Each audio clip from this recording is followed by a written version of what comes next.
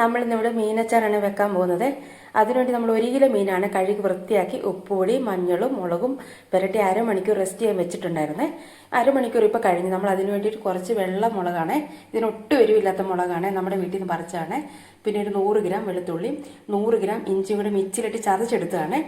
ഒരു 5 table spoon മുളക് പൊടിയുണ്ട്. പിന്നെ കായപ്പൊടി ഉലുവാപ്പൊടി എല്ലാം ചേർത്താണ് നമ്മൾ ഉണ്ടാക്കാൻ പോകുന്നത്. നമ്മൾ സ്വർണ്ണം നല്ലെണ്ണയ്ക്കകത്തിലാണ് ഇത് ഉണ്ടാക്കുന്നത്. കണ്ടോ, നല്ലെണ്ണയ്ക്കകത്തി ഉണ്ടാക്കുവാണെങ്കിൽ ഒരുപാട് നാൾ കേടാകാതിരിക്കും. പിന്നെ അതുപോലെ തന്നെ നമ്മൾ കട്ടിയുള്ള ചീനച്ചട്ടിക്കകത്തിലാണ്, കണ്ടോ, ഇതുപോലത്തെ കട്ടിയുള്ള ചീനച്ചട്ടിക്കകത്തിലാണ് നമ്മളിത് ഉണ്ടാക്കുന്നത്. അതാകുമ്പോൾ അങ്ങനെ ഉണ്ടാക്കുന്നതാണ് ഏറ്റവും നല്ലത്. നേരത്തെയൊക്കെ നമ്മൾ മീനച്ചാർ ഉണ്ടാക്കിയിട്ടുണ്ട്. അപ്പോഴൊക്കെ നമ്മൾ ഇഞ്ചിയും വെളുത്തുള്ളിയും ചെറുതായിട്ട് അരിഞ്ഞാണ് നമ്മൾ ഉണ്ടാക്കിക്കൊണ്ടിരുന്നത്. ഇപ്പം നമ്മളിത് മിക്സിയിലിട്ട് ചതച്ചെടുക്കുക. ഇത് അപ്പോൾ ആർക്കും കൊടുത്തു വിടാനൊന്നുമല്ല, നമ്മുടെ ആവശ്യത്തിന് വേണ്ടിയിട്ടാണ് ഉണ്ടാക്കുന്നത്. അതുകൊണ്ടാണ് നമ്മൾ ഇങ്ങനെ ഉണ്ടാക്കുന്നത്. നല്ല കട്ടിയുള്ള ചീനച്ചട്ടിക്കകത്തിലാണ്. കുറച്ച് എണ്ണ നമ്മൾ ഉപയോഗിക്കുന്നത്, കാരണം ഇതിൽ ബാക്കി എണ്ണയൊന്നും നമുക്ക് പിന്നെ ഉപയോഗിക്കാൻ കൊള്ളത്തില്ല. ഈ അച്ചാറിന് എടുക്കാനേ കൊള്ളത്തുള്ളൂ. അപ്പം നമുക്ക് ഈ മീനച്ചാർ ഉണ്ടാക്കാം. മീനെല്ലാം നമ്മൾ ഫ്രൈ ആക്കി എടുത്തിട്ടുണ്ട്. നമുക്കതിൻ്റെ ബാക്കി ഇത്ര എണ്ണയാണ് ഉള്ളത്. നമുക്കിനി അതിനകത്തിലോട്ട് ഈ വെളുത്തുള്ളി ഇഞ്ചിയും കൂടെ ചതച്ച് വെച്ചേക്കുന്നത് നമുക്കൊന്ന് ചൂടാക്കി എടുക്കാം.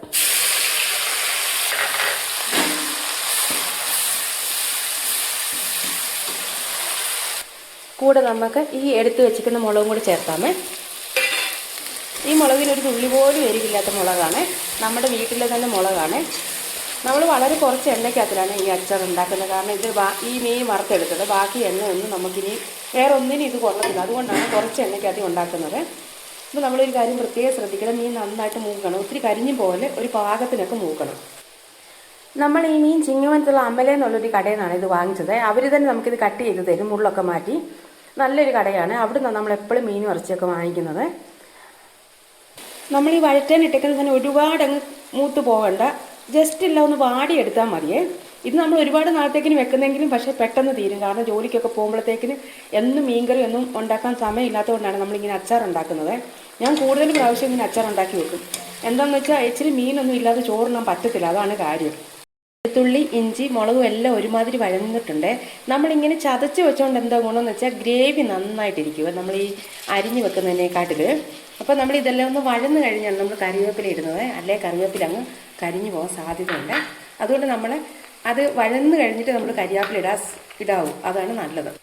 അതുപോലെ തന്നെ നമ്മൾ ഇനി എടുത്ത് വെച്ചിരിക്കുന്ന മുളക് പൊടിയും കൂടി ചേർക്കുവാണ്. ലോ ഫ്ലെയിമിലാക്കിയിട്ട് വേണം, അല്ലെങ്കിൽ ഈ മുളക് പൊടി പെട്ടെന്ന് കരിഞ്ഞു പോകും. കാരണം എണ്ണയാണ് ഇതിനകത്ത് കിടക്കുന്നത്. അപ്പം നമ്മളൊന്ന് ലോ ഫ്ലെയിമിലാക്കിയിട്ടാണ് ഇതൊന്ന് വഴറ്റിയെടുക്കുക.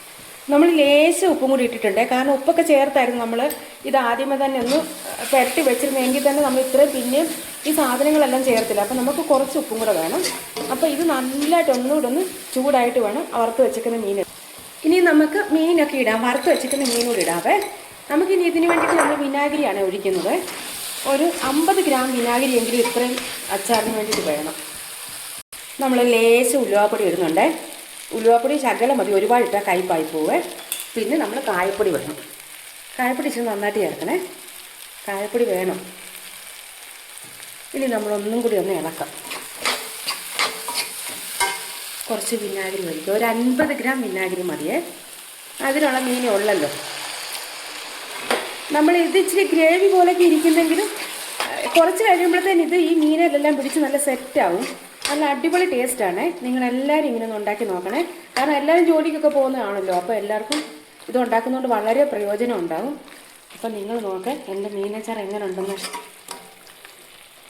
കണ്ടോ, ഇഷ്ടപ്പെട്ടെങ്കിൽ എല്ലാവരും ഒന്ന് ലൈക്ക് ചെയ്യണം, ഷെയർ ചെയ്യണം, സബ്സ്ക്രൈബ് ചെയ്യണം. Thank you. ഫൈനൽ ലുക്കാണ് ഇത്. അപ്പോൾ ഇതെല്ലാം സെറ്റായിട്ടുണ്ട്. ഇനി തണുത്ത് കഴിഞ്ഞ് നല്ല കട്ടിയുള്ളൊരു കുപ്പിക്കകത്ത് നമുക്ക് കോരി വെക്കാം.